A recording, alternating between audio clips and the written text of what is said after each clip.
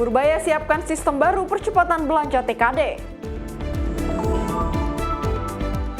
MBG diapresiasi di Forum UNCTAD ke-16 PBB Jenewa. Wapres tanam mangrove di Banten. Berlaku kasar, mandor bangunan tewas dikeroyok pekerja. Persib Bandung taklukan Persis Solo.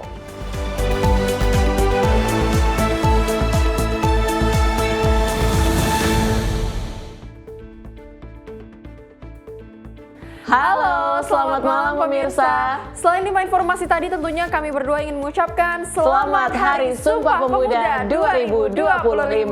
Tentunya kami akan menyajikan sejumlah informasi selama 2 jam ke depan, terutama mengenai agenda Kabinet Merah Putih. Selain itu, Menyapa Indonesia Malam juga akan menghadirkan informasi seputar peristiwa dan berita olahraga. Bersama saya, Tiara Dianti. Dan saya Priska Priscilla. Inilah Menyapa Indonesia Malam untuk Anda.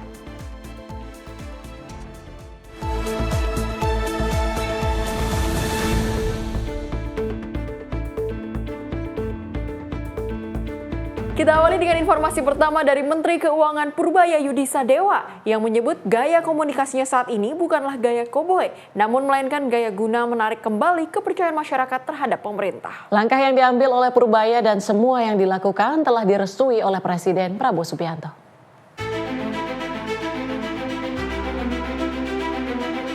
Usai ramai menjadi idola baru bagi masyarakat, Menteri Keuangan Purbaya Yudi juga tak luput dari kritik karena dinilai gayanya yang seperti koboi. Menanggapi hal tersebut, Purbaya menyebut dengan gaya seperti itulah dirinya dapat kembali menarik kepercayaan masyarakat terhadap pemerintah. Bahkan, Prabowo mempersilahkan Purbaya untuk membuat gebrakan. Hal itu dilakukan agar ekonomi pemerintahan Prabowo Gibran di triwulan keempat bisa lebih baik dari sebelumnya. Mereka juga senang ke pemerintah, jadi sepertinya saya koboi. Tapi yang saya lakukan adalah mengembalikan kepercayaan masyarakat ke pemerintah. Itu juga atas pemerintah, Bapak Presiden. Jadi saya nggak berani gerak sendiri. Jangan dianggap saya koboi, saya nyapa panjangan tangan dari Bapak Presiden, kira-kira begitu. Dengan versi yang lebih halus malah. Saya pernah bilang ke beliau, saya akan pastikan belanjanya tepat waktu. Dia bilang go ahead aja jalan. Kenapa? Karena kita perlu ekonomi yang lebih cepat di triwulan keempat tahun ini. Udah mulai kelihatan kan? Saya harus harapkan ke depan lebih bagus lagi. Saya tidak mencampuri kebijakan mereka ya, tapi memastikan bahwa penyerapan anggarannya tepat karena uangnya kan ada biayanya untuk saya, ada kosnya. Purbaya juga memastikan bahwa dirinya bukan koboi, namun hanya memastikan bahwa semua anggaran di kementerian dan lembaga di Kabinet Prabowo Subianto itu semua dapat terserap. Dari Jakarta, Dio Malau, Sinpo TV melaporkan. Masih dari Menteri Keuangan Purbaya Yudi Sadewa menegaskan saat ini pihaknya tengah menyiapkan aturan sistem baru untuk mempercepat penyerapan belanja daerah, khususnya dari pos transfer ke daerah atau TKD. Sistem tersebut akan diimplementasikan mulai tahun depan.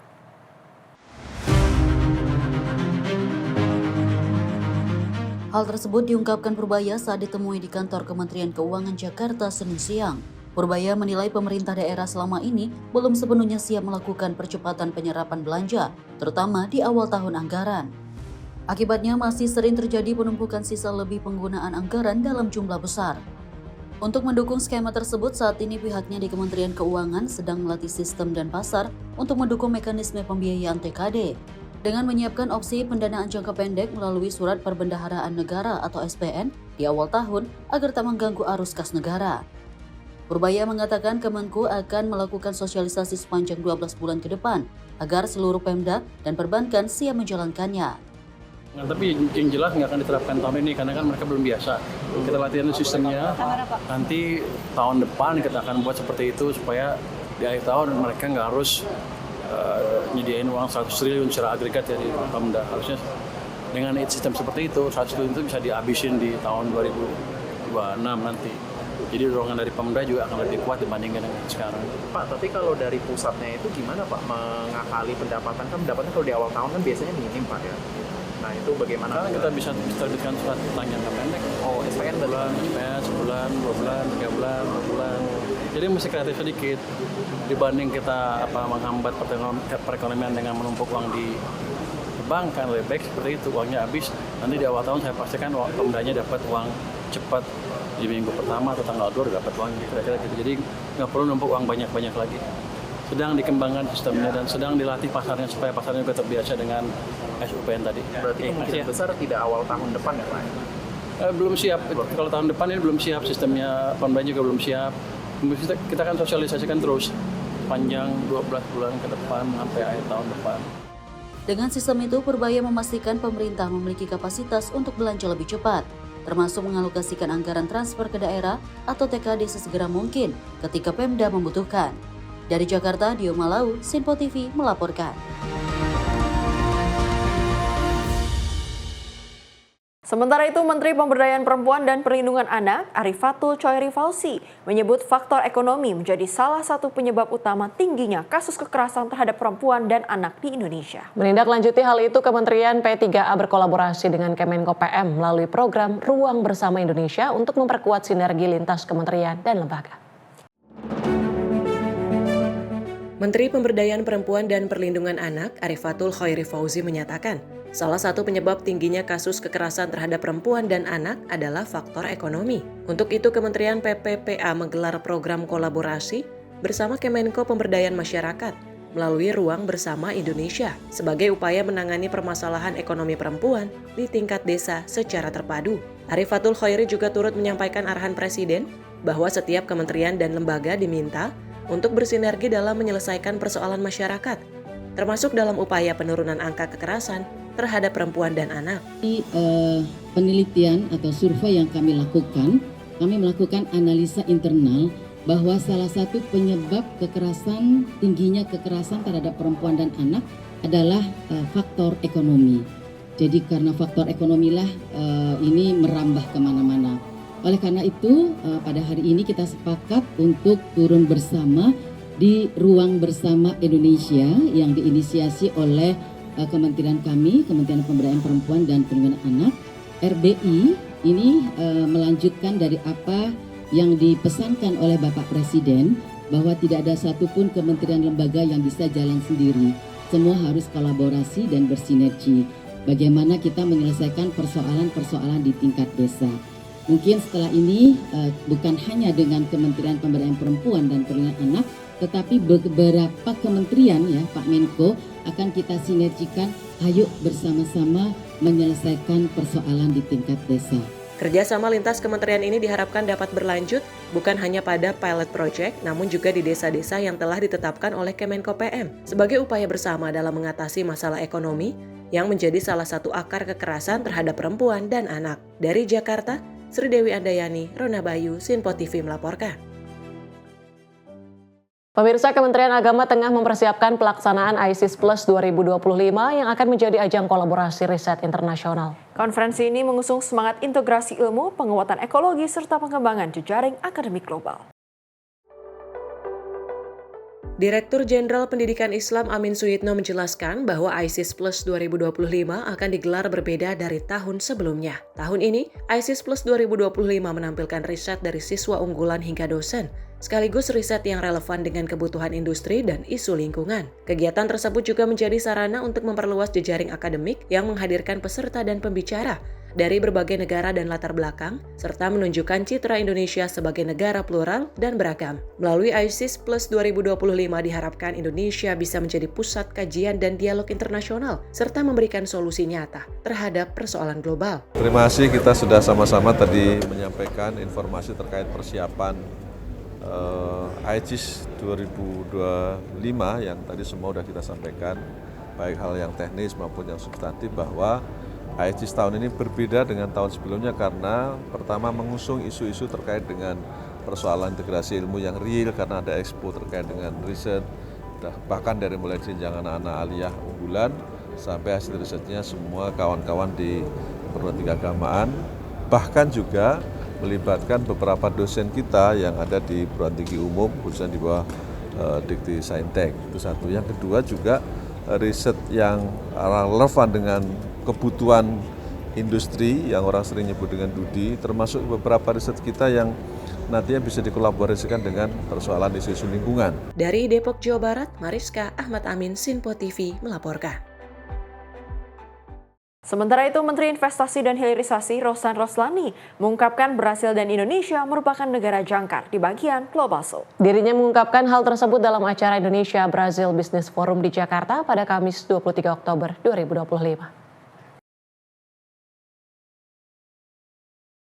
Indonesia dan Brazil sebagai negara Global South saling memberi ruang untuk mengeksplorasi peluang dan membuka jalan yang saling menguntungkan. Melalui Indonesia Brazil Business Forum, Menteri Investasi dan Hilirisasi RI Rosan Roslani mengungkapkan, perdagangan bilateral antara Indonesia dan Brazil mencapai 7,15 miliar US dollar pada tahun 2024. Presiden Brazil Lula da Silva juga memuji hilirisasi mineral di Indonesia yang bisa menjadi contoh menarik investasi dan menciptakan lapangan kerja berkualitas. Sedangkan Rosan mengungkapkan bahwa keberhasilan Brazil di energi terbarukan dan pertanian berkelanjutan menjadi inspirasi bagi Indonesia. I thank everyone present in this forum and especially Your Excellency President Lula da Silva. Indonesia and Brazil are anchor of our respective regions and are co-leaders in the emerging Global South. Brazil has consistently ranked among Indonesia's main sources of FDI from American region over the past 5 years. We are inviting our Brazilian partner to partner across critical minerals, forging a resilient, integrated global South supply chains for the future of green energy.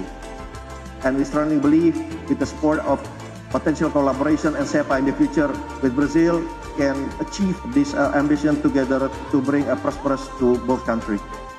Muito obrigado. Melalui forum ini, Rosan juga mengajak investor Brazil untuk mengeksplorasi peluang di sektor mineral kritis dan energi hijau yang bisa menguntungkan kedua belah pihak. Tim redaksi Sinpo TV melaporkan. Dari Menteri Sosial RI Saifullah Yusuf meninjau langsung bantuan sosial di Kecamatan Batu Nunggal, Kota Bandung pada 27 Oktober 2025. Mensos pun mendorong penerima untuk mulai beralih ke program pemberdayaan demi kemandirian di masa depan.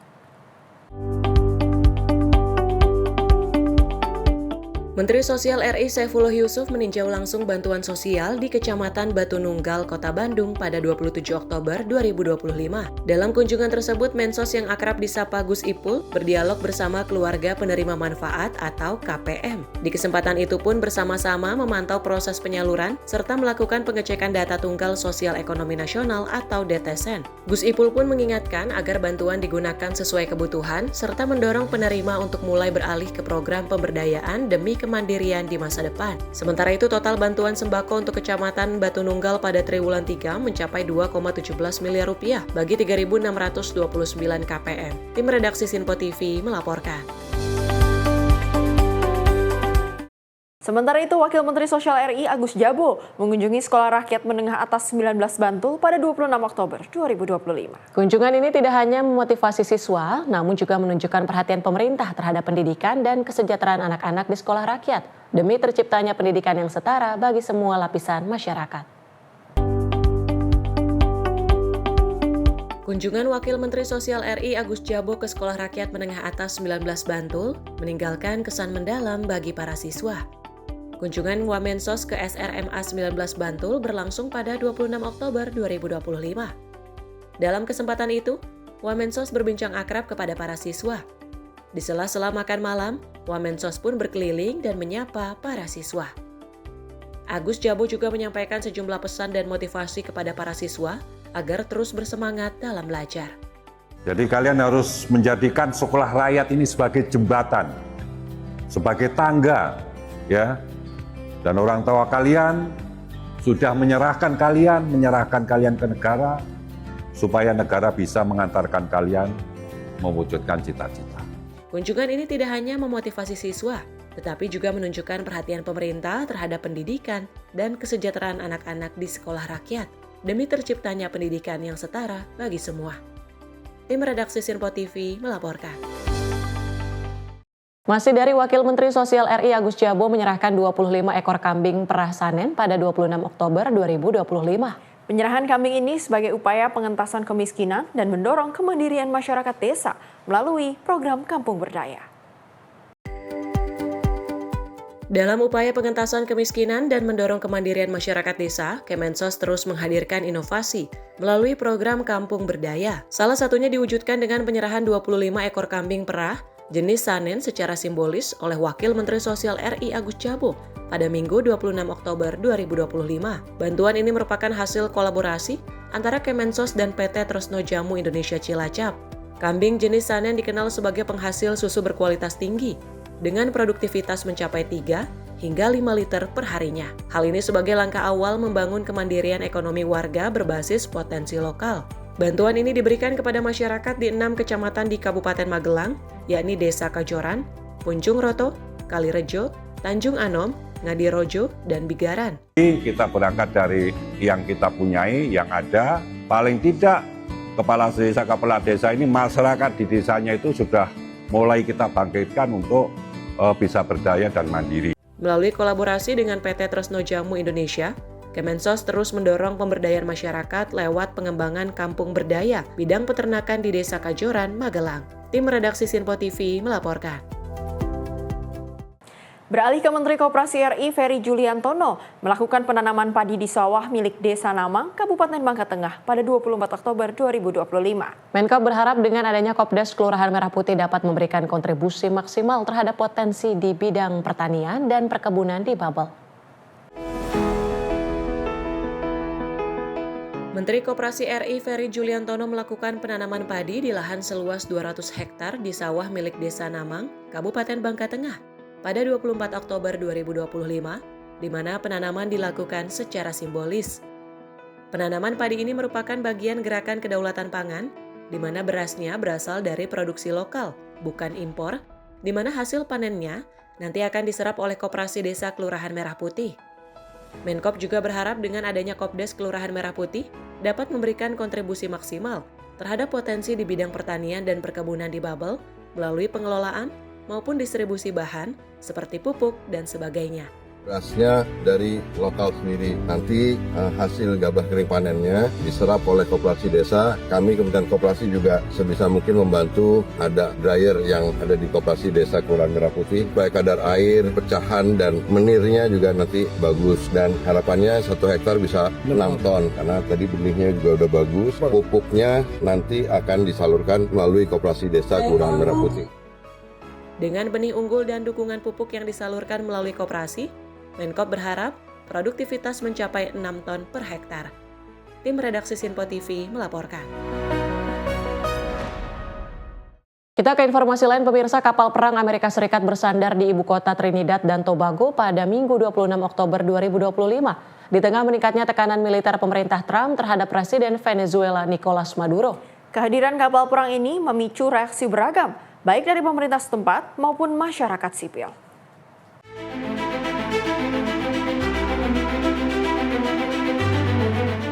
Kapal perang Amerika Serikat USS Gravely yang merupakan kapal perusak bermisil terpadu resmi bersandar di ibu kota Trinidad dan Tobago pada Minggu 26 Oktober 2025.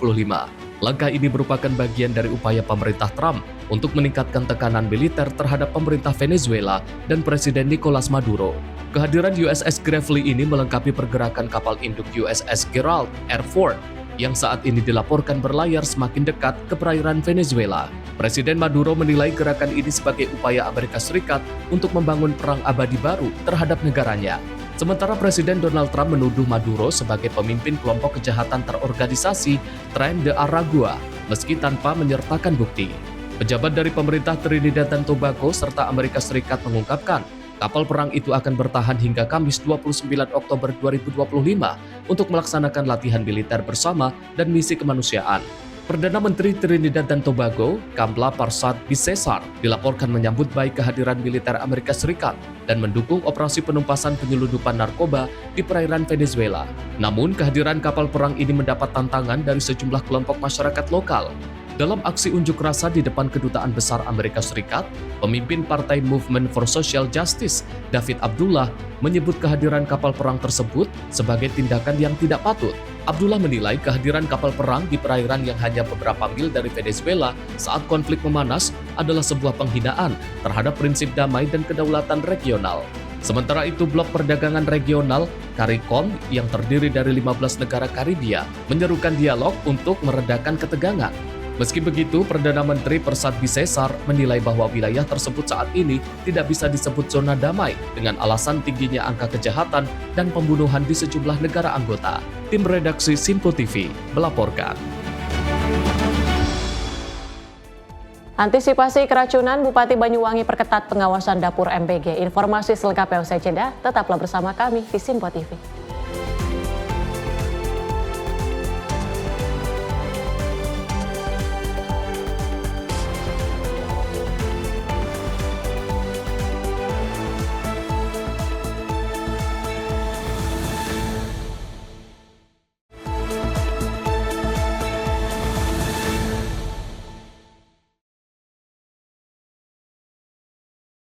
Terima kasih pemirsa, Anda masih bersama kami di Menyapa Indonesia Malam. Informasi kami lanjutkan mengenai program makan bergizi gratis yang mendapatkan apresiasi di Forum UNCTAD ke-16 di Markas Besar PBB Jenewa. Indonesia menampilkan MBG sebagai contoh integrasi kebijakan sosial dengan pembangunan ekonomi inklusif. Program makan bergizi gratis mendapat sorotan positif di Forum Internasional The 16th Session of the United Nations Conference on Trade and Development di Markas Besar PBB Jenewa. Dalam acara bertajuk From Trade to Table pada 22 Oktober 2025, Indonesia menampilkan MBG sebagai contoh bagaimana kebijakan sosial dapat terintegrasi dengan pembangunan ekonomi dan perdagangan inklusif untuk menjamin akses pangan bergizi, aman dan terjangkau bagi semua. Wakil Menteri PPN atau Bappenas Febrian Rudiart menjelaskan bahwa MBG mencerminkan pendekatan baru pembangunan nasional yang menempatkan manusia dan ketahanan pangan sebagai inti strategi. Program ini juga sejalan dengan semangat UNSTAD 16 yang menekankan transformasi ekonomi yang inklusif, adil dan berkelanjutan. Ladies and gentlemen, and very good afternoon. It is a big and our shared responsibility to build a more stable and united world. Because ensuring that every child grows healthy and reduce malnutrition and promote social inclusion in Indonesia, and also one of the key programs to contribute to achieving the three pillars of national development, which are and poverty reduction, to build a health, intelligent, and productive generation toward the golden Indonesian. Melalui pendekatan demand-driven, MBG menciptakan permintaan tetap terhadap produk pangan lokal sehingga memperkuat posisi petani, nelayan, peternak, dan UMKM. Selain meningkatkan gizi anak dan kelompok rentan, program ini juga memperkuat ekonomi daerah serta membuka lapangan kerja baru. Forum tersebut menegaskan pentingnya kolaborasi lintas sektor dan negara untuk mewujudkan sistem pangan yang tangguh dan berkelanjutan. Tim redaksi Simpo TV melaporkan. 2 kasus keracunan makanan bergizi gratis atau MBG yang terjadi dalam sepekan terakhir mendapat perhatian serius pemerintah Kabupaten Banyuwangi. Bupati Banyuwangi, Ipuk Festinandi, meminta seluruh satuan pelayanan pemenuhan gizi atau SPPG untuk mengutamakan kualitas dan keamanan makanan, termasuk memenuhi sertifikasi layak hygiene sanitasi.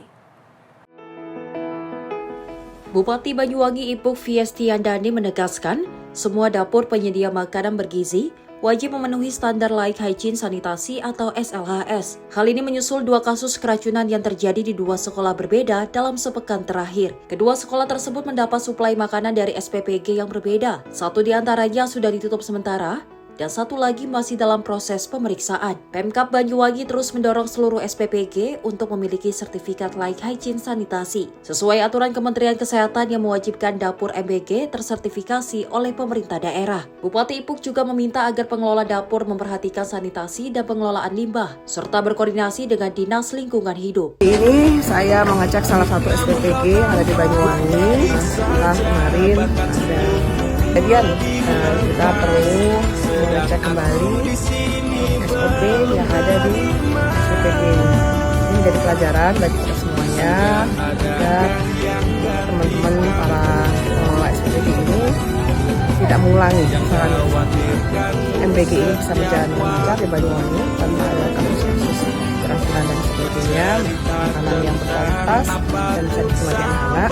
Kepala Dinas Kesehatan Banyuwangi Amir Hidayat menjelaskan, saat ini 2 SPPG yang terlibat dalam kasus keracunan sudah dihentikan sementara oleh Koordinator Wilayah BGN. Dinas Kesehatan juga mendorong SPPG untuk segera memenuhi SLHS dengan mengikuti pelatihan penjamah pangan. Dari 38 SPPG yang beroperasi, sebanyak 12 diantaranya sudah siap menerima sertifikat layak hygiene sanitasi. Sementara lainnya masih dalam tahap perbaikan sarana dan prasarana. Untuk mendapatkan SLHS, ada 3 syarat utama yang harus dipenuhi, yakni penjamah pangan harus lulus uji kompetensi, dapur layak secara sanitasi dan kesehatan lingkungan, serta uji sampel makanan bebas dari kontaminasi. Dengan pengawasan yang lebih ketat dan pemenuhan standar hygiene, diharapkan program makan bergizi di Banyuwangi dapat terlaksana lebih aman dan menjaga kesehatan anak sekolah. Tim redaksi Simpo TV melaporkan. Pemirsa, Gubernur Banten Andra Soni meninjau pelaksanaan program prioritas Presiden Prabowo Subianto makan bergizi gratis di SMA N2 Kabupaten Tangerang pada Senin 27 Oktober 2025. Andra Soni meninjau ruang kelas, fasilitas makan siswa, serta berdialog langsung dengan para pelajar.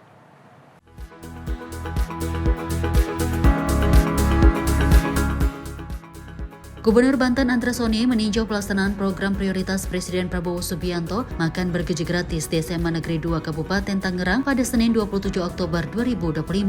Ia menyatakan optimistis bahwa program MBG dapat meningkatkan prestasi siswa melalui pemenuhan gizi seimbang. Alhamdulillah di sekolah ini telah menerima manfaat dari program prioritas Pak Presiden, yaitu makan bergizi gratis. Sekaligus juga saya meninjau rehab bangunan ya APBD 2025, murni 2025. Mudah-mudahan apa yang dikerjakan bermanfaat, dan tadi saya juga berdialog dengan para siswa. Alhamdulillah mereka sangat senang menerima makan bergizi gratis. Kepada para siswa, Andra Soni menegaskan bahwa program MBG merupakan salah satu program prioritas nasional Presiden Prabowo Subianto yang bertujuan meningkatkan kualitas sumber daya manusia Indonesia. Ia juga menyampaikan agar siswa selalu menghabiskan makanan yang disajikan dan tidak menyusahkannya. Pemerintah lanjutnya akan terus berupaya memberikan program MBG secara maksimal. Selain meninjau pelaksanaan MBG, Gubernur turut meninjau pembangunan ruang kelas baru dan Laboratorium Ilmu Pengetahuan Alam atau IPA. Ia mengingatkan agar seluruh sarana dan prasarana pendidikan dijaga dengan baik. Usai peninjauan, Andra Soni mengaku senang melihat para siswa menikmati makanan bergizi yang disajikan melalui program MBG. Ia meyakini program tersebut memberikan dampak positif terhadap semangat dan prestasi belajar siswa. Tim redaksi Simpo TV melaporkan. Kepala Staf Angkatan Darat Jenderal TNI Maruli Simanjuntak bersama Kementerian Pekerjaan Umum meresmikan rumah susun dan menggelar kegiatan bakti sosial di Kompleks Yonpomat Jonggol, Jawa Barat, Selasa pagi. Peresmian ini merupakan bagian dari upaya TNI Angkatan Darat untuk meningkatkan kesejahteraan prajurit dan keluarga besar. Kepala Staf Angkatan Darat Jenderal TNI Maruli Simanjuntak menyampaikan apresiasi atas dukungan Kementerian Pekerjaan Umum dalam pembangunan rumah susun bagi prajurit TNI AD di berbagai daerah. Hingga saat ini TNI Angkatan Darat telah menerima 7 rumah susun yang disebar di sejumlah wilayah Indonesia. Upaya ini dinilai sangat bermanfaat untuk memenuhi kebutuhan perumahan dinas yang saat ini baru terpenuhi sekitar 60%. Adapun untuk rusun Yonpomat Jonggol dihuni sebanyak 44 kepala keluarga dengan fasilitas yang lebih ramah bagi penyandang disabilitas, termasuk rem akses dan kamar mandi khusus. Mendapatkan 7 rusun di seluruh Indonesia. Mudah-mudahan ini sangat bermanfaat buat kami di Angkatan Darat, karena sampai dengan saat ini kita tidak sampai 60% untuk perumahan dinas kita. Ya, tapi saya kira ini sudah jadi perhatian khusus juga oleh Presiden. Mungkin dalam waktu dekat kita akan lebih mempercepat untuk perumahan-perumahan kita, termasuk juga rumah-rumah untuk yang kemarin diresmikan oleh beliau, yang perumahan-perumahan untuk jadi milik pribadi. Ya, mudah-mudahan ini dukungan-dukungan dari PU terus berjalan, kami juga punya program-program terus berjalan. Mudah-mudahan ini akan berpengaruh signifikan untuk TNI Angkatan Darat khusus. Di sini ada 44 KK. Ya, saya lihat tadi ternyata fasilitasnya sekarang sudah bisa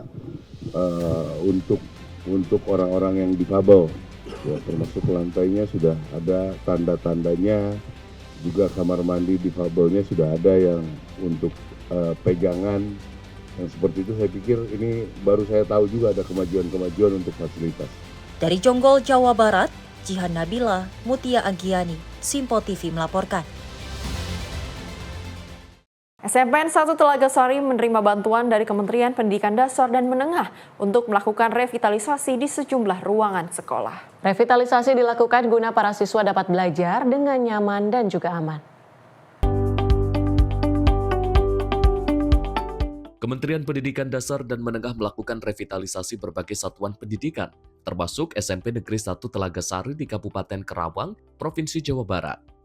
Tahun ini SMP Negeri 1 Telaga Sari menerima bantuan revitalisasi sebesar 2,7 miliar. Dana tersebut digunakan untuk membangun satu ruang perpustakaan lengkap dengan perabotannya sebagai upaya memperkuat literasi dan kebiasaan membaca di kalangan siswa. Selain itu juga dibangun 7 paket toilet beserta sanitasi yang layak, rehabilitasi 6 ruang kelas dan 2 ruang laboratorium yang mengalami kerusakan minimal sedang. Dengan revitalisasi ini, SMP Negeri 1 Telaga Sari kini tengah bertransformasi menjadi lingkungan belajar yang lebih aman, sehat, dan menyenangkan. Tim redaksi Sinpo TV melaporkan. Siswa Sekolah Rakyat Menengah Atas 33 Tangerang Selatan menerima 1 laptop untuk masing-masing siswa. Program ini bertujuan untuk mendukung pendidikan berkualitas bagi anak-anak dari keluarga kurang mampu. Dalam unggahan akun TikTok @srma33 Tangsel yang diposting ulang oleh S. Astacita Indonesia, siswa Sekolah Rakyat Menengah Atas 33 Tangerang Selatan terlihat menerima 1 laptop untuk setiap siswa. Program ini bertujuan meningkatkan kualitas pembelajaran dan mempermudah proses belajar di sekolah. Laptop-laptop tersebut dikirim dari Kementerian Sosial dan dibagikan secara rapi, sementara guru juga akan mendapatkan fasilitas serupa secara bertahap. Program ini menjadi bagian dari upaya pemerintah memutus rantai kemiskinan melalui pendidikan yang setara dan berkualitas. Presiden Prabowo ingin memastikan anak-anak dari keluarga tidak mampu tidak mewarisi kemiskinan, sehingga sekolah rakyat memberikan akses pendidikan yang adil dan berkualitas bagi generasi muda dari kelompok kurang mampu. Siswa sekolah rakyat berasal dari kategori desil 1 dan 2 dalam data tunggal sosial ekonomi nasional. Selain laptop, siswa yang tinggal di asrama menerima berbagai fasilitas pendukung seperti 8 setel seragam, makanan bergizi, kudapan, layanan cek kesehatan gratis, serta layanan tambahan lainnya. Program ini mendapat respon positif dari warganet yang menyoroti perhatian Presiden Prabowo terhadap kesejahteraan anak-anak dari keluarga marginal. Tim redaksi Sinpo TV melaporkan. Hal menarik juga ada dari seorang guru muda lulusan Australia, Rifki Nurwan Aziz, kembali ke Indonesia untuk mengajar di sekolah rakyat. Ia mendukung program Presiden Prabowo Subianto yang menurutnya tepat sasaran dalam memutus rantai kemiskinan lewat pendidikan.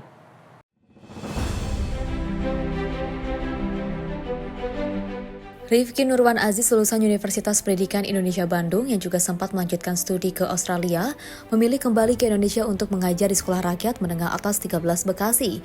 Keputusannya dilatar belakangi keinginan berkontribusi langsung pada program Presiden Prabowo yang bertujuan untuk memutus rantai kemiskinan melalui pendidikan. Rifki percaya bahwa pendidikan merata menjadi kunci utama bagi anak-anak untuk meraih masa depan lebih baik. Setelah lebih dari 3 bulan mengajar, Rifki melihat perubahan signifikan pada murid-muridnya, yang mayoritas berasal dari keluarga kurang mampu. Anak-anak yang awalnya pemalu kini lebih percaya diri, aktif bertanya dan juga berani tampil di depan kelas. Banyak siswa mulai menemukan minat dan juga bakat mereka seperti di paduan suara, paskibra dan olahraga pencaksilat, sehingga semangat belajar mereka tumbuh meski keterbatasan ekonomi. Bentuk perjuangan sekolah rakyat, guru-guru, wali asuh, wali asrama bekerja sama untuk bisa membina anak-anak menjadi orang-orang berprestasi. Baru 3 bulan ini kita semuanya bisa melihat bagaimana keberhasilan sekolah rakyat. Terima kasih Pak Presiden. Program sekolah rakyat ini semoga bisa terus berjalan, bisa ada lagi sekolah-sekolah rakyat yang baru. Masalah ekonomi bukan sebagai alasan utama untuk bisa sukses, karena sekolah rakyat datang untuk bisa menyelesaikannya. Karena saya yakin juga investasi dalam pendidikan adalah investasi terbaik untuk masa depan setiap orang. Pertama kali melihat anak-anak, betul, mereka adalah seperti tidak ada harapan untuk bisa berkembang, malu-malu dan sulit untuk berbaur. Dan dengan berjalannya waktu, alhamdulillah anak-anak sekarang menjadi percaya diri. Awal-awal pertama tuh mereka benar-benar membisu, tidak ada kreativitas, dan alhamdulillah dengan berjalannya waktu sekarang kita bisa lihat anak-anak begitu lebar senyumannya, semangat belajarnya, karena ekonomi bukan lagi halangan untuk mereka untuk bisa mencapai cita-cita. Terima kasih Pak Presiden Prabowo dan semua rakyat Indonesia yang telah mendukung program sekolah rakyat. Saya percaya program ini sangat baik, tepat sasaran untuk orang-orang yang bahwa ekonomi adalah masalah terbesar dalam pendidikan. Untuk mencapai cita-cita dan kehidupan lebih baik, maka sekolah rakyat itu menjawab untuk memutuskan rantai kemiskinan. Rifki menilai program sekolah rakyat sangat tepat sasaran karena tidak hanya memberikan kesempatan belajar, tetapi juga menumbuhkan harapan dan percaya diri bagi siswa.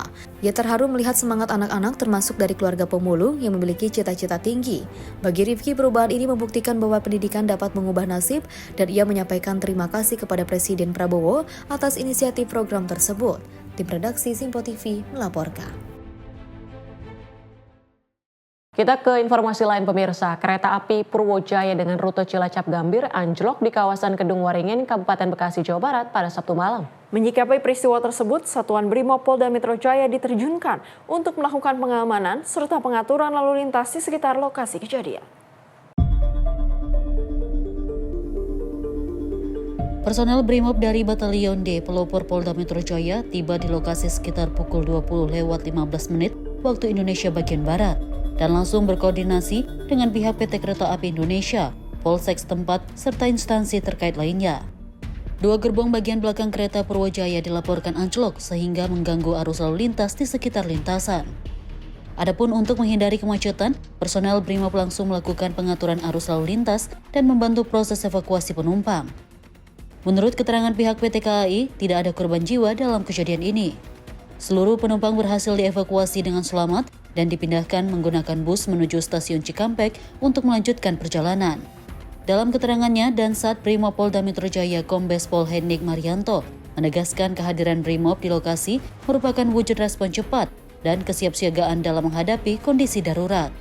Atas respon cepat dan terkoordinasi, Brimob Polda Metro Jaya berhasil memastikan situasi di lokasi anjloknya kereta Purwojaya dalam keadaan aman dan terkendali. Jihan Nabila, Simpo TV melaporkan. Kembali ke agenda Kabinet Merah Putih, di mana Wakil Menteri Haji dan Umroh Dhanil Anzar memastikan pelegalan umroh secara mandiri oleh jemaah tidak akan mengganggu usaha Biro Travel atau penyelenggara perjalanan ibadah umroh atau PPIU. Dhanil menilai sudah banyak para jemaah yang melakukan umroh mandiri, sehingga dengan dilegalkannya umroh mandiri, para jemaah dapat perlindungan langsung dari pemerintah. Pemerintah bersama Dewan Perwakilan Rakyat telah sepakat untuk melegalkan umroh mandiri melalui Undang-Undang Nomor 14 Tahun 2025 tentang perubahan ketiga atas Undang-Undang Nomor 8 Tahun 2019 tentang penyelenggaraan ibadah haji dan umroh. Dilegalkannya umroh mandiri ini untuk mengikuti perkembangan regulasi di negara Arab Saudi yang telah menerapkan umroh bisa dilakukan dengan mandiri. Dengan begitu, para calon jemaah bisa menjalankan ibadah umroh tanpa menggunakan biro travel atau penyelenggara perjalanan ibadah umroh. Kehadiran umroh mandiri juga dipastikan tidak akan mengganggu usaha biro travel. Hal ini dilakukan sebagai bentuk upaya pemerintah dalam melindungi para jemaah yang melaksanakan umroh. Ini kan ada kekhawatiran dari Biro Travel akan mematikan Biro Travel dengan adanya umrah haji mandiri. Ini kalau dari pemerintah sendiri memastikan seperti apa? Umroh mandiri itu kan keniscayaan ya, karena Arab Saudi juga membuka gerbang dengan luas. Kemudian kedua juga selama ini sudah banyak yang melakukan umroh mandiri itu, sehingga kepentingan pemerintah melindungi jamaah haji kita untuk umroh mandiri. Kita siapkan undang-undang DPR dengan pemerintah bersepakat umrah mandiri legal dan kita lindungi mereka. Dari Jakarta, Fahrizal Dafarizkiano, Simpo TV melaporkan. RS Sumber Waras siap dibangun jadi RSUD tipe A. Informasi lengkapnya usai jeda. Tetaplah bersama kami di Simpo TV.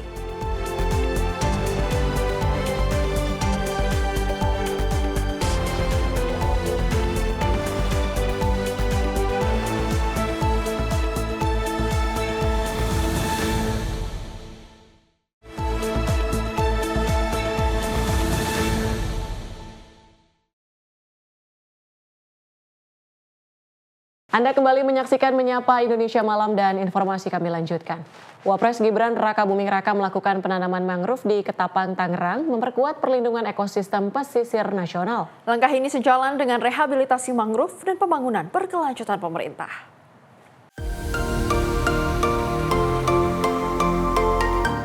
Wakil Presiden Gibran Raka Buming Raka menegaskan komitmen pemerintah untuk memperkuat perlindungan dan pengelolaan ekosistem mangrove nasional. saat menanam bibit mangrove di Taman Mangrove Ketapang, Kecamatan Mau, Kabupaten Tangerang, Banten pada Senin 27 Oktober 2025. Kegiatan ini menjadi bagian dari implementasi PP nomor 27 tahun 2025 tentang perlindungan dan pengelolaan ekosistem mangrove. Sejalan dengan misi pemerintah mewujudkan pembangunan berkelanjutan dan ekonomi hijau. Setibanya di lokasi, Wapres menerima paparan tentang kondisi ekosistem mangrove dan berdialog dengan pegiat lingkungan setempat mengenai tantangan konservasi, seperti abrasi dan keterbatasan pembiayaan. Usai berdialog, Wapres bersama rombongan menanam bibit mangrove sebagai simbol kolaborasi lintas generasi dalam menjaga alam. Menteri Lingkungan Hidup Hanif Faisal Nurrafiq menyampaikan, perhatian Wapres terhadap ekosistem mangrove di Indonesia yang seluas 3,4 juta hektar dengan 750.000 hektar memerlukan rehabilitasi. Wapres menekankan pentingnya sinergi lintas sektor karena mangrove tidak hanya berfungsi ekologis, tetapi juga memberi manfaat ekonomi bagi masyarakat, mendukung percepatan rehabilitasi seluas 800.000 hektar di seluruh Indonesia. Tim redaksi Simpo TV melaporkan. Sementara itu, Menteri Koordinator Bidang Pembangunan Manusia dan Kebudayaan Pratikno menekankan pentingnya sinergi data dalam pelaksanaan program pembangunan manusia. Sinkronisasi dan koordinasi masih menjadi tantangan utama dalam pembangunan manusia di Indonesia. Menteri Koordinator Bidang Pembangunan Manusia dan Kebudayaan Pratikno menyatakan akurasi dan integrasi data menjadi kunci dalam mewujudkan pembangunan manusia yang tepat sasaran. Dalam workshop pemeriksaan terinci tematik nasional tentang pembangunan manusia di lingkungan Badan Pemeriksa Keuangan, Pratikno menyampaikan terima kasih kepada BPK atas pengawalan dan dukungan terhadap program pembangunan manusia. Pratikno menegaskan penanganan program prioritas seperti stunting dan tuberkulosis harus dimulai dengan integrasi data yang kuat antar lembaga. Kompleksitas yang paling utama adalah sinkronisasi, koordinasi, pengendalian. Dan kuncinya adalah data. Kolaborasi berbasis data diharapkan dapat mendorong terwujudnya kebijakan yang lebih tepat, guna cepat dan memberikan dampak nyata bagi masyarakat. Melalui penguatan integrasi data dan sinergi antar lembaga, pemerintah berharap upaya pembangunan manusia di Indonesia dapat terlaksana lebih efektif dan berkelanjutan. Tim redaksi Simpo TV melaporkan. Dari Gubernur DKI Jakarta Pramono Anung meyakini lahan Rumah Sakit Sumber Waras di Jakarta Barat tidak lagi bermasalah secara hukum. Pemprov DKI Jakarta siap melanjutkan rencana pembangunan rumah sakit tipe A di atas lahan seluas 3,6 hektar.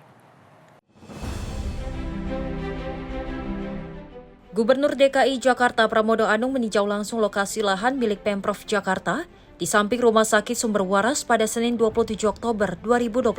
Dalam kunjungan tersebut, Pramono menegaskan proses penyelidikan terkait pembelian lahan yang pernah dilakukan KPK sudah tuntas dan tidak lagi menjadi masalah hukum. Pramono menyampaikan bahwa pemerintah Provinsi DKI Jakarta berencana melanjutkan pembangunan rumah sakit tipe A yang akan difokuskan sebagai pusat layanan spesialis penyakit jantung, kanker, dan juga stroke. Dan alhamdulillah kami mendapatkan support sepenuhnya dari pemerintah pusat, Bapak Presiden, Ketua DPR, Wakil Ketua DPRD, Wakil Ketua DPR RI. Sehingga dengan demikian dalam support itu kami menjadi semakin bersemangat untuk menyelesaikan persoalan ini dan akan segera kami bangun menjadi rumah sakit tipe A. Luas area di sini adalah 3,6 hektar. Maka dengan demikian kalau persoalan hukumnya sudah selesai, di BPK-nya sudah tidak ada masalah karena kami berterima kasih sudah ada green light untuk itu, maka saya sudah meminta untuk segera dihidupkan kembali, kan harus dibuat visibility study, AMDAL, dan saya akan mengusulkan ini akan memasuk dalam proyek strategis nasional karena areanya 36 hektar bisa dibangun untuk rumah sakit yang sangat-sangat lengkap. Pemprov Jakarta menargetkan tahapan awal pembangunan rumah sakit Sumber Waras dapat dimulai pada tahun 2026 setelah selesai seluruh proses perencanaan dan perizinan. Dari Jakarta, Jihan Nabila, Azizul Hakim, Simpo TV melaporkan. Sementara itu, Menteri Koperasi RI Ferry Juliantono mendorong berdirinya koperasi di masjid seluruh Indonesia. Hal ini disepakati dalam acara Rakernas 2 Majelis Tablik Pimpinan Pusat Muhammadiyah di Kota Batu pada 25 Oktober 2025. Menteri Koperasi RI Ferry Juliantono menghadiri Rakernas kedua Majelis Tabligh Pimpinan Pusat Muhammadiyah di Kota Batu pada 25 Oktober 2025. Dalam acara Rakernas 2 Majelis Tabligh Pimpinan Pusat Muhammadiyah tersebut, disepakati mendorong berdirinya koperasi di masjid seluruh Indonesia. Harapannya agar masjid bukan hanya menjadi tempat ibadah, melainkan bisa menjadi pusat pemberdayaan, tempat tumbuhnya ekonomi umat yang mandiri, adil, dan saling menguatkan. Tadi kita sepakat untuk mendorong berdirinya koperasi di masjid-masjid di seluruh Indonesia. Harapannya ya masjid bukan hanya menjadi tempat ibadah, tapi juga bisa berfungsi menjadi tempat alat perjuangan ekonomi yang bisa membangun ekosistem bersama-sama dengan koperasi yang ada maupun koperasi-koperasi desa Kelurahan Merah Putih yang ada di Indonesia. Tim redaksi Sinpo TV melaporkan. Koperasi Desa Merah Putih Metuk di Boyolali, Jawa Tengah resmi beroperasi sebagai langkah nyata kebangkitan ekonomi rakyat. Peresmian koperasi ini diharapkan menjadi contoh penguatan ekonomi desa melalui semangat gotong royong dan kemandirian. Koperasi Desa Merah Putih Metuk di Boyolali, Jawa Tengah hadir sebagai wujud nyata kebangkitan ekonomi rakyat melalui semangat gotong royong. Menteri Koperasi Ferry Juliantono menyebut koperasi sebagai alat perjuangan kecil yang jika bersatu dapat menjadi kekuatan besar. Saat meresmikan Kopdes MP Metuk, ia mendorong masyarakat untuk memetakan potensi desa seperti produksi telur asin dan jamu calung agar dapat dikembangkan sebagai sumber ekonomi baru. Ferry mengajak warga menjadikan Kopdes MP sebagai rumah bersama untuk menumbuhkan usaha solidaritas dan kesejahteraan bersama. Ia menilai koperasi ini layak menjadi percontohan karena memiliki fasilitas lengkap, mulai dari gerai sembako, klinik, apotek, hingga ruang usaha lainnya. Pemerintah pun berkomitmen mempercepat pembangunan Kopdes di seluruh Indonesia guna mengurangi ketergantungan masyarakat pada pinjaman online. Kementerian Koperasi menargetkan 80.000 Kopdes Kelurahan MP berdiri hingga Maret 2026. Bupati Boyolali Agus Irawan berharap koperasi dapat mengoptimalkan potensi pertanian dan peternakan di daerahnya. Sementara itu, manajer Kopdes MP Metuk Sumono menyebut omset koperasi telah mencapai 125 juta rupiah sejak berdiri pada 14 Oktober 2025 berkat kolaborasi dengan UMKM lokal. Tim redaksi Sinpo TV melaporkan. Kedatangan Presiden Republik Indonesia Prabowo Subianto di Kuala Lumpur, Malaysia dalam perhelatan KTT ke-47 ASEAN disambut dengan rasa kebanggaan oleh para diaspora Indonesia di Malaysia pada Sabtu malam. Presiden Prabowo pun menyempatkan ramah tamah dengan para diaspora. Dimulai dari kejauhan terdengar iring-iringan rombongan Presiden Prabowo tiba di hotel tempat akan menginap selama acara berlangsung. Sudah nampak warga memadati area sekitar lobi hotel.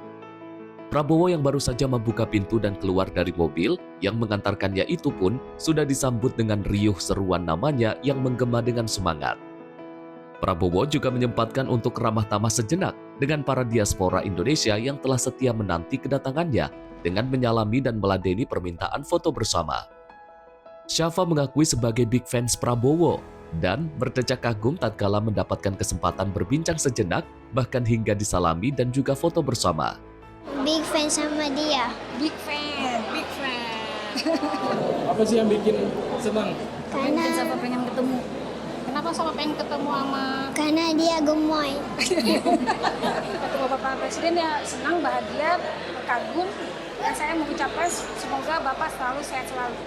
Adapun sang ibunda menjelaskan bahwa ada rasa bahagia tersendiri ketika dirinya dan anaknya berkesempatan bercengkrama dengan sosok orang nomor 1 di Republik Indonesia itu. Dari Kuala Lumpur, Malaysia, Dio Malau, Sinpo TV melaporkan. Sementara itu, Presiden Amerika Serikat Donald Trump sempat memberikan pujian dan menyampaikan apresiasi tinggi kepada Presiden Republik Indonesia. Pujian itu atas peran Prabowo dalam mendukung upaya perdamaian di kawasan Timur Tengah. Trump menegaskan komitmen Amerika Serikat untuk memperkuat kemitraan strategis dengan negara-negara Asia Tenggara, terutama di bidang perdagangan, keamanan, teknologi, dan energi. Well as my friend, President Prabowo of Indonesia for their incredible support of these efforts to secure the new day for the Middle East. It really is a new day. There's never been a period of time like this. The Middle East will have peace after 3,000 years. This is a very strong peace. It's going to be an everlasting peace. We're delighted to forge richer partnerships on energy technology, artificial intelligence, critical minerals, and other industries. I'd like to just say the United States is for you, committed to a free and open and thriving Indo-Pacific. My message to the nations of Southeast Asia is that the United States is with you 100%, and we intend to be a strong partner and friend for many generations to come. Pidato tersebut disampaikan di hadapan para kepala negara dan pemerintahan anggota ASEAN, termasuk Prabowo, Perdana Menteri Malaysia Anwar Ibrahim, serta sejumlah pemimpin dari negara-negara lainnya. Dari Jakarta, Dio Malau, Sinpo TV, melaporkan. Beralih ke Menteri Kehutanan, Raja Juli Antoni bersama Komisi 4 DPR RI melakukan pemulangan 40 burung perkici dada merah. Pemulangan burung perkici dari Inggris ke habitat alaminya di Bali dan juga Lombok. Menteri Kehutanan Raja Juli Antoni mendampingi kunjungan kerja Komisi 4 DPR RI untuk melakukan repatriasi atau pemulangan kembali 40 burung perkici dada merah dari Inggris ke habitat alaminya di Bali dan Lombok. Repatriasi ini menegaskan kedaulatan Indonesia atas keanekaragaman hayati dan kepercayaan dunia terhadap kapasitas konservasi di Indonesia. Menhub mengatakan bahwa 40 ekor burung perkici dada merah adalah spesies endemik Bali dan Lombok, yang statusnya juga dilindungi pada tahun 2018 dan termasuk spesies terancam punah menurut daftar IUCN. Raja Juli pun juga mengucapkan terima kasih kepada semua pihak yang turut mendukung penuh terhadap usaha konservasi satwa langka di Indonesia. 40 ekor burung perkici dada merah. Perkici dada merah ini adalah spesies endemik Bali dan Lombok yang statusnya dilindungi pada tahun 2018. Di Lombok juga ada ternyata Pak. Dan spesies terancam punah atau endangered menurut daftar IUCN. Burung ini berkembang biak di Inggris karena kepercayaan dunia internasional yang terus membaik kepada kita. Kita diberi kepercayaan untuk mengembalikan perkici dada merah ini ke tanah leluhur mereka, yaitu Bali.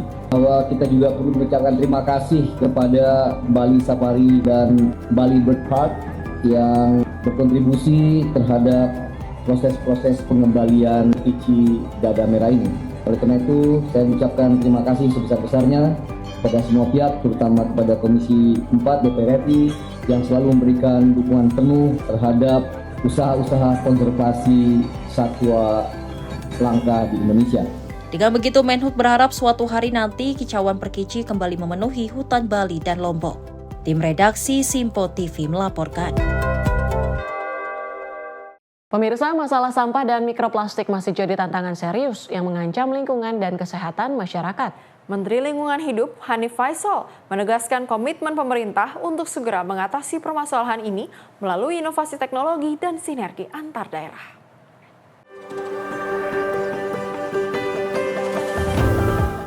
Menteri Lingkungan Hidup Hanif Faisal Nurofik mengatakan penanganan sampah dan mikroplastik harus segera diatasi dan dimitigasi secara serius. Melalui komitmen dan inovasi yang dilakukan pemerintah daerah, khususnya Bupati Tangerang, pemerintah pusat akan menerapkan teknologi camping pada pengelolaan sampah untuk mencegah penyebaran mikroplastik yang merusak lingkungan. Hanif menegaskan sampah plastik yang tidak dikelola dengan baik dapat menjadi ancaman serius baik di udara, tanah maupun air. Untuk itu, pihaknya mendorong seluruh pengelola TPA di wilayah Jabodetabek untuk menerapkan langkah serupa. Saat ini pemerintah juga tengah memulai pembangunan waste to energy di TPA Jatiwaringin yang akan menjadi solusi pengelolaan sampah bagi Kota Tangerang, Kabupaten Tangerang, dan Kota Tangerang Selatan. Proyek ini diharapkan dapat mulai dibangun pada awal tahun depan dan beroperasi pada akhir tahun 2027. Menteri Lingkungan Hidup Hanif menyampaikan sesuai arahan Presiden Prabowo Subianto, pemerintah bekerja keras untuk memastikan seluruh persiapan dilakukan dengan cermat agar hasil pembangunan memberikan dampak besar bagi masyarakat. Hari ini kita sudah melihat perubahan yang serius dari Bapak Bupati Kota Tangerang dengan salah satunya memberikan camping. Camping ini menjadi pembelajaran buat saya di tengah-tengah isu hujan mikroplastik. Jadi di sini TPA seperti ini di Jabodetabek hampir semuanya seperti ini open dumping, sehingga dari kejadian kasus ini kita akan mewajibkan semua TPA untuk sementara sambil menunggu penyelesaian lebih lanjut untuk segera mengcapping sampahnya, timbulan sampahnya dengan geomembran semacam ini. Melalui teknologi pengelolaan sampah yang lebih modern, pemerintah berharap masyarakat dapat menikmati lingkungan yang lebih bersih, sehat, dan berkelanjutan. Tim redaksi Sinpo TV melaporkan. Menteri Koordinator Bidang Pangan Zulkifli Hasan menetapkan 7 wilayah sebagai tempat percepatan pengelolaan sampah menjadi energi listrik. Menurut Zulhas, pengelolaan sampah yang baik dan tepat dapat menghadirkan sumber listrik serta lapangan kerja baru. Pemerintah dalam hal ini Menteri Koordinator Bidang Pangan Zulkifli Hasan bersama kementerian terkait dan sejumlah kepala menggelar rapat koordinasi terbatas terkait pengelolaan sampah menjadi energi listrik. Adapun 7 wilayah yang ditetapkan sebagai lokasi pembangunan fasilitas pengelolaan sampah menjadi energi listrik, diantaranya meliputi Bali, Yogyakarta, Bogor Raya, Tangerang Raya, Semarang, Bekasi Raya, dan Medan Raya. Menko Zulhas mengungkapkan persoalan mengenai pengelolaan sampah di Indonesia sudah menjadi permasalahan yang cukup lama dan tak kunjung usai. Sehingga dengan lahirnya Peraturan Presiden Nomor 109 Tahun 2025, Zulhas memastikan pengelolaan sampah menjadi energi listrik diharapkan dapat menciptakan lapangan kerja dan menjadi sumber energi terbarukan. Nah, 2 Oktober setelah diverifikasi kita putuskan hari ini. Nanti LH akan bersurat, mungkin Senin sudah saya teken untuk ditetapkan sehingga nanti dan antara untuk mengumumkan pelaksanaan pembangunannya atau groundbreaking 7 ya. 7 itu apa saja, saudara sekalian? 7 itu Provinsi Bali, ya, DIY itu meliputi dan sekitarnya gitu. Bogor Raya, Tangerang Raya, Kota Semarang, Bekasi Raya, dan Medan Raya. Medan Raya itu artinya Kota Medan dan sekitarnya, kabupaten sekitarnya. Nah, saudara-saudara sekalian, ini kita sudah ketinggalan lama pengelolaan sampah ini, sehingga lahirlah Perpres 109 tahun 2025 yang ruwet itu, ya, yang sampah yang menimbulkan penyakit itu melalui Impres itu sekarang insya Allah akan berubah menjadi energi listrik, akan menjadi lapangan kerja, dan akan menjadi sumber energi yang terbarukan. Gitu. Dari Jakarta, Sri Dewi Andayani, Rona Bayu, Sinpo TV melaporkan. Pemirsa, Kementerian Agama tengah mempersiapkan pelaksanaan ISIS Plus 2025 yang akan menjadi ajang kolaborasi riset internasional. Konferensi ini mengusung semangat integrasi ilmu, penguatan ekologi, serta pengembangan jejaring akademik global. Direktur Jenderal Pendidikan Islam Amin Suyitno menjelaskan bahwa ISIS Plus 2025 akan digelar berbeda dari tahun sebelumnya. Tahun ini, ISIS Plus 2025 menampilkan riset dari siswa unggulan hingga dosen, sekaligus riset yang relevan dengan kebutuhan industri dan isu lingkungan. Kegiatan tersebut juga menjadi sarana untuk memperluas jejaring akademik yang menghadirkan peserta dan pembicara dari berbagai negara dan latar belakang, serta menunjukkan citra Indonesia sebagai negara plural dan beragam. Melalui ISIS Plus 2025 diharapkan Indonesia bisa menjadi pusat kajian dan dialog internasional, serta memberikan solusi nyata terhadap persoalan global. Terima kasih, kita sudah sama-sama tadi menyampaikan informasi terkait persiapan ISIS 2025 yang tadi semua sudah kita sampaikan, baik hal yang teknis maupun yang substantif, bahwa ISIS tahun ini berbeda dengan tahun sebelumnya karena pertama mengusung isu-isu terkait dengan persoalan integrasi ilmu yang real, karena ada expo terkait dengan riset, bahkan dari mulai jenjang anak-anak aliyah unggulan sampai hasil risetnya semua kawan-kawan di perguruan tinggi keagamaan, bahkan juga melibatkan beberapa dosen kita yang ada di perguruan tinggi umum khususnya di bawah Dikti Saintek. Itu satu. Yang kedua juga riset yang relevan dengan kebutuhan industri yang orang sering nyebut dengan DUDI, termasuk beberapa riset kita yang nantinya bisa dikolaborasikan dengan persoalan isu-isu lingkungan. Dari Depok, Jawa Barat, Mariska Ahmad Amin, Sinpo TV melaporkan. Sementara itu, Menteri Investasi dan Hilirisasi Rosan Roslani mengungkapkan Brasil dan Indonesia merupakan negara jangkar di bagian Global South. Dirinya mengungkapkan hal tersebut dalam acara Indonesia Brazil Business Forum di Jakarta pada Kamis 23 Oktober 2025. Indonesia dan Brazil sebagai negara Global South saling memberi ruang untuk mengeksplorasi peluang dan membuka jalan yang saling menguntungkan. Melalui Indonesia-Brazil Business Forum, Menteri Investasi dan Hilirisasi RI Rosan Ruslani mengungkapkan, perdagangan bilateral antara Indonesia dan Brazil mencapai 7,15 miliar US dollar pada tahun 2024.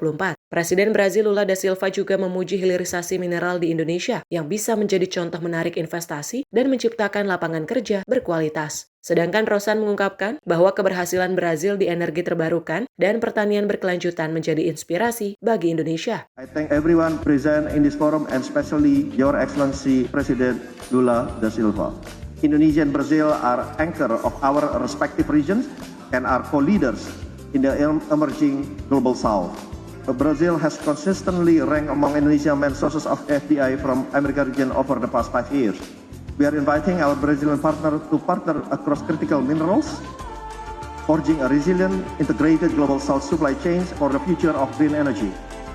And we strongly believe with the support of potential collaboration and SEPA in the future with Brazil can achieve this ambition together to bring a prosperous to both countries.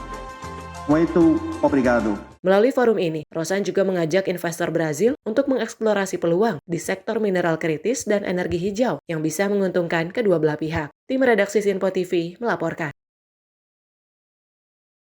Dari Menteri Sosial RI Saifullah Yusuf meninjau langsung bantuan sosial di Kecamatan Batu Nunggal, Kota Bandung pada 27 Oktober 2025. Mensos pun mendorong penerima untuk mulai beralih ke program pemberdayaan demi kemandirian di masa depan. Menteri Sosial RI Saifullah Yusuf meninjau langsung bantuan sosial di Kecamatan Batu Nunggal, Kota Bandung pada 27 Oktober 2025. Dalam kunjungan tersebut, Mensos yang akrab disapa Gus Ipul berdialog bersama keluarga penerima manfaat atau KPM. Di kesempatan itu pun bersama-sama memantau proses penyaluran serta melakukan pengecekan data Tunggal Sosial Ekonomi Nasional atau DTSN. Gus Ipul pun mengingatkan agar bantuan digunakan sesuai kebutuhan serta mendorong penerima untuk mulai beralih ke program pemberdayaan demi kemandirian di masa depan. Sementara itu, total bantuan sembako untuk Kecamatan Batu Nunggal pada triwulan 3 mencapai 2,17 miliar rupiah bagi 3.629 KPM. Tim redaksi Sinpo TV melaporkan. Sementara itu, Wakil Menteri Sosial RI Agus Jabo mengunjungi Sekolah Rakyat Menengah Atas 19 Bantul pada 26 Oktober 2025. Kunjungan ini tidak hanya memotivasi siswa, namun juga menunjukkan perhatian pemerintah terhadap pendidikan dan kesejahteraan anak-anak di sekolah rakyat, demi terciptanya pendidikan yang setara bagi semua lapisan masyarakat. Kunjungan Wakil Menteri Sosial RI Agus Jabo ke Sekolah Rakyat Menengah Atas 19 Bantul meninggalkan kesan mendalam bagi para siswa. Kunjungan Wamensos ke SRMA 19 Bantul berlangsung pada 26 Oktober 2025. Dalam kesempatan itu, Wamensos berbincang akrab kepada para siswa. Di sela-sela makan malam, Wamensos pun berkeliling dan menyapa para siswa. Agus Jabo juga menyampaikan sejumlah pesan dan motivasi kepada para siswa agar terus bersemangat dalam belajar. Jadi kalian harus menjadikan sekolah rakyat ini sebagai jembatan, sebagai tangga, ya. Dan orang tua kalian sudah menyerahkan kalian ke negara, supaya negara bisa mengantarkan kalian mewujudkan cita-cita. Kunjungan ini tidak hanya memotivasi siswa, tetapi juga menunjukkan perhatian pemerintah terhadap pendidikan dan kesejahteraan anak-anak di sekolah rakyat, demi terciptanya pendidikan yang setara bagi semua. Tim redaksi Sinpo TV melaporkan. Masih dari Wakil Menteri Sosial RI Agus Jabo menyerahkan 25 ekor kambing perah Sanen pada 26 Oktober 2025. Penyerahan kambing ini sebagai upaya pengentasan kemiskinan dan mendorong kemandirian masyarakat desa melalui program Kampung Berdaya. Dalam upaya pengentasan kemiskinan dan mendorong kemandirian masyarakat desa, Kemensos terus menghadirkan inovasi melalui program Kampung Berdaya. Salah satunya diwujudkan dengan penyerahan 25 ekor kambing perah jenis Sanen secara simbolis oleh Wakil Menteri Sosial RI Agus Jabo pada Minggu 26 Oktober 2025. Bantuan ini merupakan hasil kolaborasi antara Kemensos dan PT Tresno Jamu Indonesia Cilacap. Kambing jenis Sanen dikenal sebagai penghasil susu berkualitas tinggi, dengan produktivitas mencapai 3 hingga 5 liter per harinya. Hal ini sebagai langkah awal membangun kemandirian ekonomi warga berbasis potensi lokal. Bantuan ini diberikan kepada masyarakat di 6 kecamatan di Kabupaten Magelang, yakni Desa Kajoran, Puncung Roto, Kalirejo, Tanjung Anom, Ngadirojo, dan Bigaran. Kita berangkat dari yang kita punyai, yang ada, paling tidak kepala desa ini, masyarakat di desanya itu sudah mulai kita bangkitkan untuk bisa berdaya dan mandiri. Melalui kolaborasi dengan PT Tresno Jamu Indonesia, Kemensos terus mendorong pemberdayaan masyarakat lewat pengembangan kampung berdaya bidang peternakan di Desa Kajoran, Magelang. Tim redaksi Sinpo TV melaporkan. Tabrak lari di Palembang tewaskan sepasang kekasih. Informasi peristiwa akan kami hadirkan usai jeda. Tetaplah bersama kami di Sinpo TV.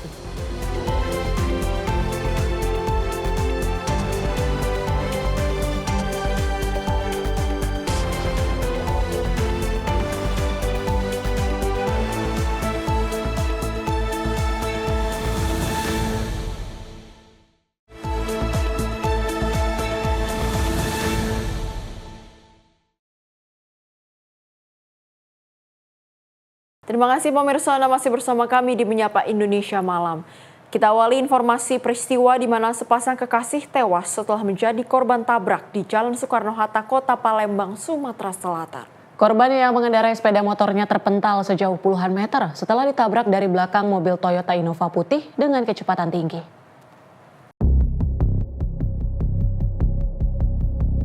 Sejumlah video viral mengenai kecelakaan di Jalan Soekarno-Hatta, Kota Palembang itu terjadi Senin 27 Oktober 2025 yang memperlihatkan kondisi korban yang terpental hingga ke saluran irigasi di tepi Jalan Soekarno-Hatta, Palembang.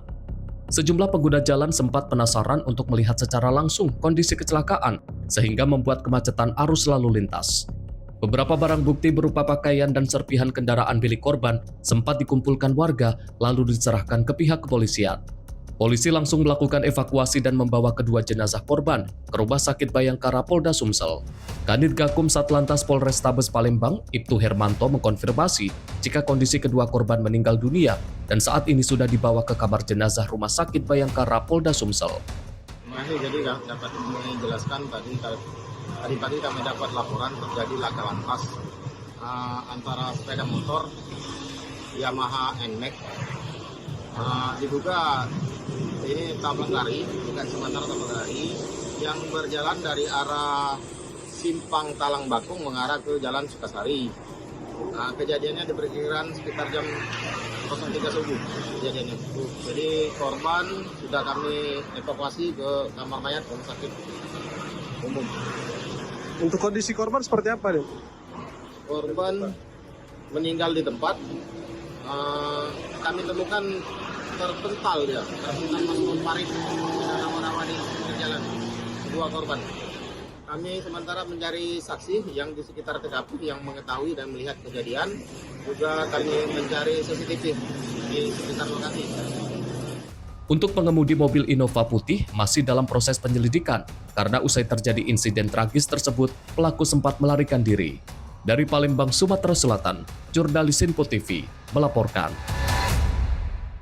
Kita ke peristiwa mancanegara, pemirsa. Badai Melissa terus mengganas. Pusat Badai Nasional AS melaporkan Melissa telah menguat menjadi badai kategori 4. Wilayah Karibia Utara termasuk Jamaika dan Haiti saat ini dalam kondisi siaga menghadapi potensi banjir bandang dan longsor yang mengancam jiwa. Badai Melissa menguat menjadi badai kategori 4 pada Minggu 26 Oktober 2025. Hal ini berdasarkan laporan Pusat Badai Nasional Amerika Serikat yang berbasis di Miami. Badai tersebut menyebabkan hujan lebat dan ancaman banjir bandang serta longsor di wilayah Karibia Utara, khususnya Haiti dan Jamaika. Lembaga cuaca tersebut menyebut dampak dari badai Melissa dapat bersifat mengancam jiwa dan berpotensi menyebabkan kerusakan katastrofik. Melissa juga diperkirakan akan terus menguat dan dapat mencapai kategori 5 dalam waktu dekat. Wakil Direktur Pusat Badai Nasional, Jamie Rome, mengingatkan bahwa kondisi cuaca di Jamaika akan memburuk dengan cepat dan warga diminta untuk bersiap menghadapi badai ini selama beberapa hari. Sementara itu, Perdana Menteri Jamaika, Andrew Holness, meminta seluruh warga untuk bersiap menghadapi ancaman cuaca ini dengan serius dan melakukan segala upaya untuk melindungi diri. Menurut Pusat Badai Nasional, Melissa diperkirakan akan meningkatkan curah hujan hingga 30 inci di Jamaika dan Hispaniola yang meliputi Haiti dan Republik Dominika. Beberapa wilayah dapat mengalami hujan lebih dari 40 inci. Pusat Badai Nasional juga memperingatkan adanya gelombang pasang setinggi 9 hingga 13 kaki di sepanjang pantai selatan Jamaika yang dapat menyebabkan kerusakan luas pada infrastruktur, pemadaman listrik, gangguan komunikasi, serta terisolasinya wilayah pemukiman. Tim redaksi Sinpo TV melaporkan. Sementara itu, kapal motor pembawa turis asing yang mengalami mati mesin di perairan Selat Siberut, Kepulauan Mentawai berhasil ditemukan tim gabungan SAR Mentawai. Seluruh 6 orang korban berhasil dievakuasi dengan kondisi selamat. Sebuah kapal yang membawa wisatawan terdiri dari warga negara Indonesia dan warga negara asing mengalami mati mesin di perairan Selat Siberu, Kabupaten Kepulauan Mentawai, Sumatera Barat pada Sabtu sore 25 Oktober 2025. Beruntung seluruh penumpang berhasil diselamatkan setelah ditarik kapal nelayan yang melintas. Insiden bermula saat kantor Basarnas Mentawai menerima laporan darurat dari salah satu penumpang, Semi Firth, pada pukul 16.20 waktu Indonesia Barat. Kapal yang mereka tumpangi dilaporkan kehilangan daya sekitar 95 mil laut dari dermaga Tua Pejat. Setelah lebih dari 2 jam, dalam kondisi darurat sekitar pukul 18.48 waktu Indonesia Barat, tim SAR akhirnya berhasil menjalin komunikasi dengan nahkoda kapal. Kapal tersebut akhirnya telah ditarik oleh nelayan menuju dermaga Hibala, Siberut Utara. Tim redaksi Sinpo TV melaporkan. Seorang pria menjadi korban penjamretan saat tengah asik memainkan telepon genggamnya di trotoar jalan depan Gereja Katedral Jakarta Pusat pada 25 Oktober 2025 malam. Aksi tersebut terekam jelas dalam kamera CCTV. Rekaman kamera CCTV memperlihatkan detik-detik aksi penjamretan yang terjadi di depan Gereja Katedral Sawah Besar Jakarta Pusat pada Sabtu 25 Oktober 2025 malam. Terlihat 2 orang pelaku yang berboncengan sepeda motor melintas dari arah trotoar jalan mendekati korban yang tengah asyik bermain HP. Memanfaatkan kelengahan korban, salah seorang pelaku langsung merampas ponsel yang digunakan korban. Meski sempat berupaya melakukan pengejaran bersama sejumlah orang yang berada di lokasi, namun pelaku berhasil tancap gas menggunakan sepeda motornya. Kadit Reskrim Polsek Sawah Besar AKP Muhammad Rashid, Senin 27 Oktober 2025 sore, membenarkan peristiwa penjamretan tersebut. Meski mengaku belum mendapatkan laporan dari korban, namun pihaknya telah melakukan olah tempat kejadian perkara untuk melakukan penyelidikan mendalam. Itu benar adanya telah terjadi tindak pidana penjamretan di depan Gereja Katedral. Berdasarkan rekaman CCTV kami lihat itu dilakukan oleh 2 orang yang mengendarai sepeda motor. Untuk korban hingga saat ini dari 3 regu piket kita belum ada laporan. Namun demikian, kita berdasarkan viralnya laporan media sosial tersebut, kita sudah melakukan penyelidikan, sudah mengolah TKP ke sana, kemudian kita juga sudah berkomunikasi kepada pihak katedral untuk memastikan bahwa korban ini apakah dari jemaat katedral ataukah orang umum ataupun orang lain, karena memang pada saat itu kejadian itu berdasarkan pengamatan kita memang ada kegiatan di Gereja Katedral, yaitu konser jemaat. Untuk upaya dari Polsek sendiri bagaimana, Pak? Untuk upaya kita saat ini ya kita sedang melakukan pengumpulan saksi-saksi, kemudian kita akan cari bukti-bukti petunjuk dari rekaman CCTV, kita akan lakukan penyelidikan lebih lanjut. Dari pihak kita Polsek Sawah Besar, karena ini memang Gereja Katedral ini berseberangan juga dengan Masjid Istiqlal. Kita Polsek Sawah Besar sudah membuat himbauan baik berupa banner dan juga himbauan suara. Ini himbauan suara ini setiap ada kegiatan-kegiatan besar secara langsung diumumkan agar para pengunjung maupun jemaat dalam kegiatan event di Istiqlal maupun Katedral untuk mengantisipasi. Kita setiap ada event besar sebenarnya kita sudah ditempatkan baik anggota yang berpakaian dinas maupun anggota yang berpakaian tertutup untuk mengantisipasi ataupun mobile mengantisipasi terjadinya tindak pidana. Guna mengantisipasi kejadian serupa kembali terulang, polisi mengaku telah memasang spanduk peringatan serta melakukan himbauan lewat suara agar meningkatkan kewaspadaan, baik kepada para jemaat hingga masyarakat yang beraktivitas di area luar gereja katedral. Dari Jakarta, Tim Liputan Simpo TV melaporkan. Cekcok antara mandor dan pekerja bangunan terjadi di kawasan industri PT FMI Morowali, Sulawesi Tengah pada Rabu 22 Oktober 2025. Seorang mandor tenaga kerja asing dilaporkan meninggal dunia usai dikeroyok rekan kerjanya. Diduga pengeroyokan terjadi akibat perlakuan kasar korban terhadap salah satu pekerja bangunan.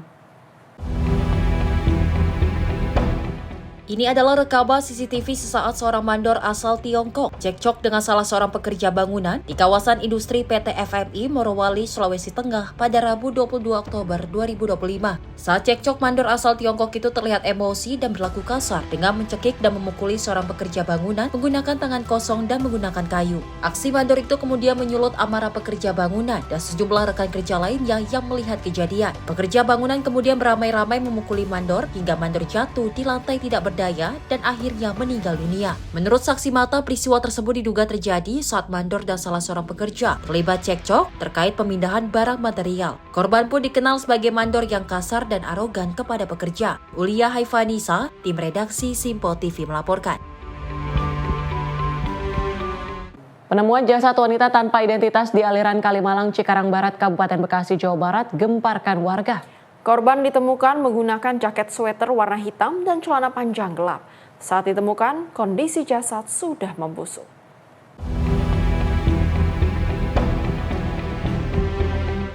Jasad wanita tanpa identitas ditemukan mengambang di aliran Kalimalang, Desa Sukadanau, Cikarang Barat, Kabupaten Bekasi, Jawa Barat pada Senin sore. Saat ditemukan, korban dalam posisi telungkup tersangkut di rumput tepi sungai, mengenakan jaket sweater dan celana warna hitam. Penemuan ini pertama kali dilaporkan oleh warga yang tinggal di sekitar bantaran Kalimalang. Awalnya warga menduga benda yang mengapung tersebut adalah tumpukan sampah yang terbawa arus. Namun setelah didekati, warga terkejut ketika menyadari bahwa benda tersebut adalah jasad manusia. Menggunakan perahu karet, petugas BPBD Kabupaten Bekasi bersama pihak kepolisian dan relawan segera melakukan proses evakuasi. Kondisi jasad yang sudah membusuk diduga sudah meninggal lebih dari 3 hari. Sementara itu, arus lalu lintas di Jalan Raya Inspeksi Kalimalang sempat tersendat akibat ramainya warga yang menonton proses evakuasi. Tadi saya kan lagi di rumah ya.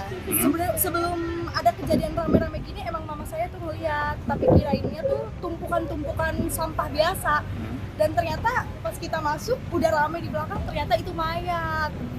Jadi sempat kaget, gemeteran karena biasanya lihat di berita ya, dan ternyata ini malah ada di belakang rumah sendiri gitu. Sampah karena matanya sama-sama lagi minus gitu, aku sama mama. Kalau kelihatannya dari badannya sih kayaknya perempuan sih. Kami memperkirakan perempuan karena indikatornya rambutnya panjang. Sebenarnya kendala tidak ada. Tadi kan kami menggunakan mesin, ternyata dangkal. Jadi mesin kebentuk di lumpur. Posisinya tengkurap. Tadi sepertinya tersangkut sama kangkung. Sudah sangat busuk dan beberapa bagian sepertinya sudah mulai copot. Usai dievakuasi, jasad kemudian dibawa ke Rumah Sakit Umum Daerah Kabupaten Bekasi untuk keperluan otopsi dan penyelidikan lebih lanjut. Saat ini kasus penemuan jasad tanpa identitas tersebut masih dalam penyelidikan pihak Polsek Cikarang Barat, Polres Metro Bekasi. Dari Bekasi, Jawa Barat, Muhammad Ridwan, jurnalis Simpo TV melaporkan.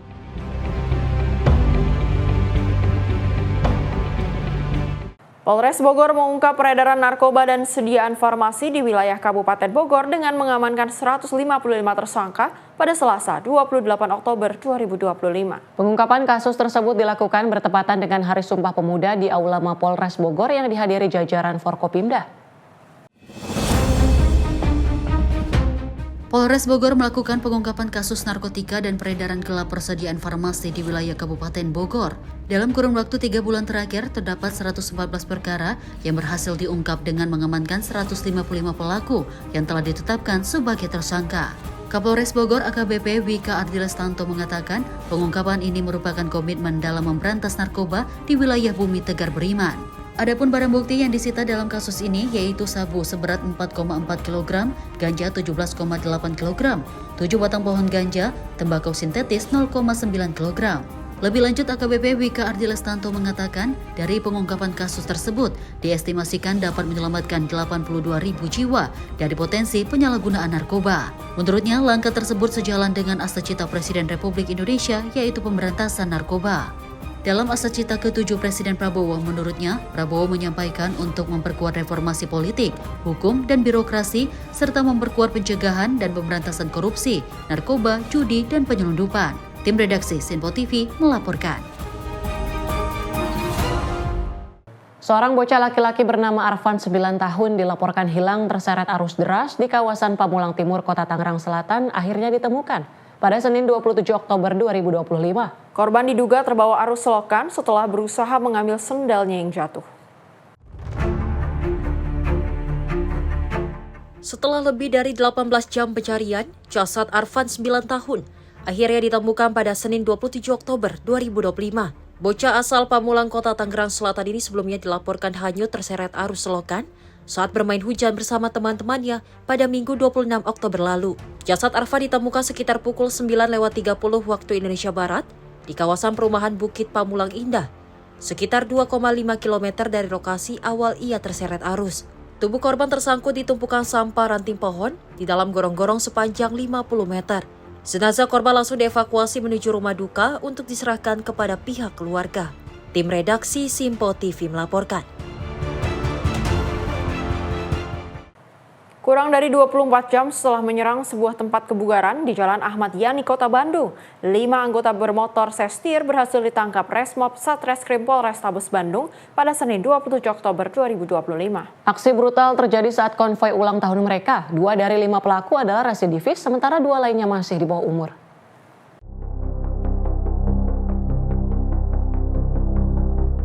Tim Resmob Satreskrim Polrestabes Bandung yang dipimpin Kasat Reskrim Kompol Anton menangkap 5 pelaku penganiayaan yang menyasar tempat kebugaran atau fitness di Jalan Ahmad Yani, Kota Bandung pada Sabtu 25 Oktober 2025. Para pelaku diketahui merupakan anggota kelompok bermotor Gestir. Mereka diamankan kurang dari 24 jam setelah kejadian. Kelima pelaku yang ditangkap berinisial MAJ 20 tahun, RNF 21 tahun, RIM 18 tahun, serta 2 orang lainnya yang masih berstatus pelajar. Menurut Budi, motif penyerangan bermula saat kelompok Jastiar merayakan hari jadi ketiga. Alhamdulillah bisa langsung ditangkap 1 hari. Di bawah 24 jam kita bisa mengamankan 5 orang tersangka dari para kelompok bermotor tersebut, yaitu pertama kali atas nama tersangka saudara MAJ umur 20 tahun, saudara RNF umur 21 tahun, saudara RIM masih pelajar tapi sudah dewasa, dan 2 anak berhadapan dengan hukum karena masih di bawah umur atas nama X yaitu masih SMP dan SMK. Dalam perjalanan konvoi, mereka merasa tersinggung oleh tatapan petugas keamanan tempat fitness saat melihat iring-iringan. Polisi yang menerima laporan langsung bergerak cepat dan menangkap para pelaku dalam waktu kurang dari 1 hari.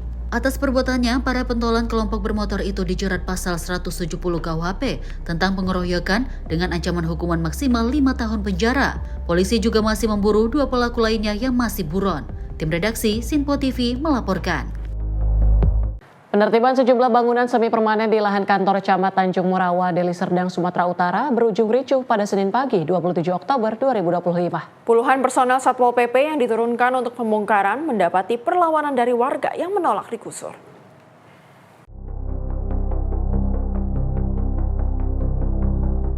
Penertiban terhadap bangunan liar di lahan pembangunan kantor Camat Tanjung Morawa berlangsung di Jalan Industri, Desa Dagang Kerawan pada Senin 27 Oktober 2025 pagi. Warga dan Camat Tanjung Morawa, Gontar Panjaitan berdiskusi untuk mencari solusi bersama sebelum melakukan pembongkaran. Dalam diskusi tersebut, warga meminta agar diberikan lahan pengganti untuk tinggal jika bangunan mereka harus dibongkar. Namun penertiban tetap dilaksanakan setelah waktu yang diberikan habis, sehingga memicu emosi warga dan petugas di lapangan. Dalam video yang beredar terlihat suasana semakin memanas saat petugas mulai memindahkan barang-barang milik warga. Sejumlah warga perempuan dan anak-anak terlihat menangis saat melihat rumah mereka dibongkar. Bahkan seorang gadis kecil bernama Syifa terdengar mengeluhkan nasib keluarganya yang tak lagi punya tempat tinggal. Kadis dagang Karawang Muhammad Nur atau Lilik juga sempat dimaki warga karena dianggap tidak berpihak kepada warga. Sementara pihak kepolisian dan Satpol PP telah mengamankan situasi serta mengamankan beberapa orang yang dianggap memprovokasi keributan. Kalesia, tim redaksi Sinpo TV melaporkan. Pemirsa, Gubernur Banten Andra Soni meninjau pelaksanaan program prioritas Presiden Prabowo Subianto makan bergizi gratis di SMA N 2 Kabupaten Tangerang pada Senin 27 Oktober 2025. Andra Soni meninjau ruang kelas, fasilitas makan siswa, serta berdialog langsung dengan para pelajar.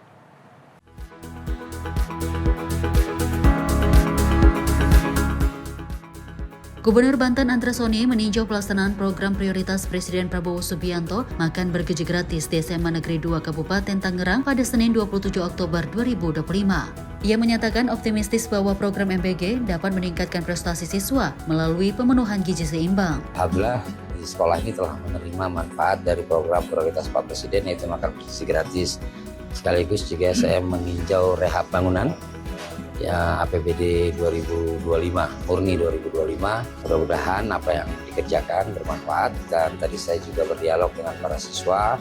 Alhamdulillah mereka sangat senang menerima makan bergizi gratis. Kepada para siswa, Andra Soni menegaskan bahwa program MBG merupakan salah satu program prioritas nasional Presiden Prabowo Subianto yang bertujuan meningkatkan kualitas sumber daya manusia Indonesia. Ia juga menyampaikan agar siswa selalu menghabiskan makanan yang disajikan dan tidak menyisakannya. Pemerintah lanjutnya akan terus berupaya memberikan program MBG secara maksimal. Selain meninjau pelaksanaan MBG, Gubernur turut meninjau pembangunan ruang kelas baru dan Laboratorium Ilmu Pengetahuan Alam atau IPA. Ia mengingatkan agar seluruh sarana dan prasarana pendidikan dijaga dengan baik. Usai peninjauan, Andra Soni mengaku senang melihat para siswa menikmati makanan bergizi yang disajikan melalui program MBG. Ia meyakini program tersebut memberikan dampak positif terhadap semangat dan prestasi belajar siswa. Tim redaksi Sinpo TV melaporkan. Kepala Staf Angkatan Darat Jenderal TNI Maruli Simanjuntak bersama Kementerian Pekerjaan Umum meresmikan rumah susun dan menggelar kegiatan bakti sosial di Kompleks Yonpomat Jonggol, Jawa Barat, Selasa pagi. Peresmian ini merupakan bagian dari upaya TNI Angkatan Darat untuk meningkatkan kesejahteraan prajurit dan keluarga besar. Kepala Staf Angkatan Darat Jenderal TNI Maruli Simanjuntak menyampaikan apresiasi atas dukungan Kementerian Pekerjaan Umum dalam pembangunan rumah susun bagi prajurit TNI AD di berbagai daerah. Hingga saat ini TNI Angkatan Darat telah menerima 7 rumah susun yang disebar di sejumlah wilayah Indonesia. Upaya ini dinilai sangat bermanfaat untuk memenuhi kebutuhan perumahan dinas yang saat ini baru terpenuhi sekitar 60%. Adapun untuk rusun Yonpomat Jonggol dihuni sebanyak 44 kepala keluarga dengan fasilitas yang lebih ramah bagi penyandang disabilitas, termasuk rem akses dan kamar mandi khusus. Mendapatkan 7 rusun di seluruh Indonesia. Mudah-mudahan ini sangat bermanfaat buat kami di Angkatan Darat karena sampai dengan saat ini kita tidak sampai 60% untuk perumahan dinas kita. Ya, tapi saya kira ini sudah jadi perhatian khusus juga oleh Presiden. Mungkin dalam waktu dekat kita akan lebih mempercepat untuk perumahan-perumahan kita, termasuk juga rumah-rumah untuk yang kemarin diresmikan oleh beliau, yang perumahan-perumahan untuk jadi milik pribadi. Ya, mudah-mudahan ini dukungan-dukungan dari PU terus berjalan, kami juga punya program-program terus berjalan. Mudah-mudahan ini akan berpengaruh signifikan untuk TNI Angkatan Darat khusus. Di sini ada 44 KK. Ya, saya lihat tadi ternyata fasilitasnya sekarang sudah bisa untuk orang-orang yang difabel, ya, termasuk lantainya sudah ada tanda-tandanya, juga kamar mandi difabelnya sudah ada yang untuk pegangan, yang seperti itu. Saya pikir ini baru saya tahu juga ada kemajuan-kemajuan untuk fasilitas. Dari Jonggol, Jawa Barat, Jihan Nabila, Mutia Agiani, Sinpo TV melaporkan. SMPN 1 Telaga Sari menerima bantuan dari Kementerian Pendidikan Dasar dan Menengah untuk melakukan revitalisasi di sejumlah ruangan sekolah. Revitalisasi dilakukan guna para siswa dapat belajar dengan nyaman dan juga aman. Kementerian Pendidikan Dasar dan Menengah melakukan revitalisasi berbagai satuan pendidikan, termasuk SMP Negeri 1 Telaga Sari di Kabupaten Karawang, Provinsi Jawa Barat. Tahun ini SMP Negeri 1 Telaga Sari menerima bantuan revitalisasi sebesar 2,7 miliar. Dana tersebut digunakan untuk membangun satu ruang perpustakaan lengkap dengan perabotannya sebagai upaya memperkuat literasi dan kebiasaan membaca di kalangan siswa. Selain itu, juga dibangun 7 paket toilet beserta sanitasi yang layak, rehabilitasi 6 ruang kelas, dan 2 ruang laboratorium yang mengalami kerusakan minimal sedang. Dengan revitalisasi ini, SMP Negeri 1 Telaga Sari kini tengah bertransformasi menjadi lingkungan belajar yang lebih aman, sehat, dan menyenangkan. Tim redaksi Sinpo TV melaporkan. Siswa Sekolah Rakyat Menengah Atas 33 Tangerang Selatan menerima 1 laptop untuk masing-masing siswa. Program ini bertujuan untuk mendukung pendidikan berkualitas bagi anak-anak dari keluarga kurang mampu. Dalam unggahan akun TikTok @srma33 Tangsel yang diposting ulang oleh S. Astacita Indonesia, siswa Sekolah Rakyat Menengah Atas 33 Tangerang Selatan terlihat menerima 1 laptop untuk setiap siswa.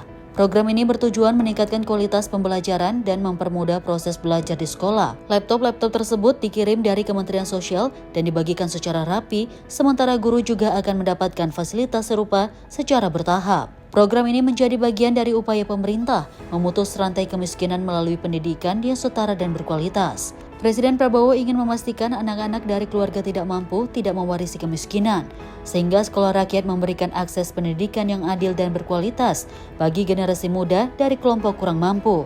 Siswa sekolah rakyat berasal dari kategori desil 1 dan 2 dalam data tunggal sosial ekonomi nasional.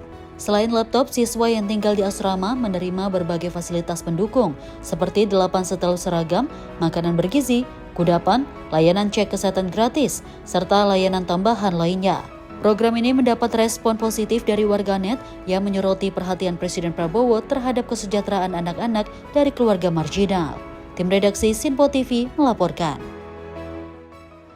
Informasi tadi sekaligus menutup jumpa kita kali ini. Saya Tiara Dianti, mewakili seluruh kerabat kerja yang bertugas pamit undur diri. Terima kasih dan sampai jumpa.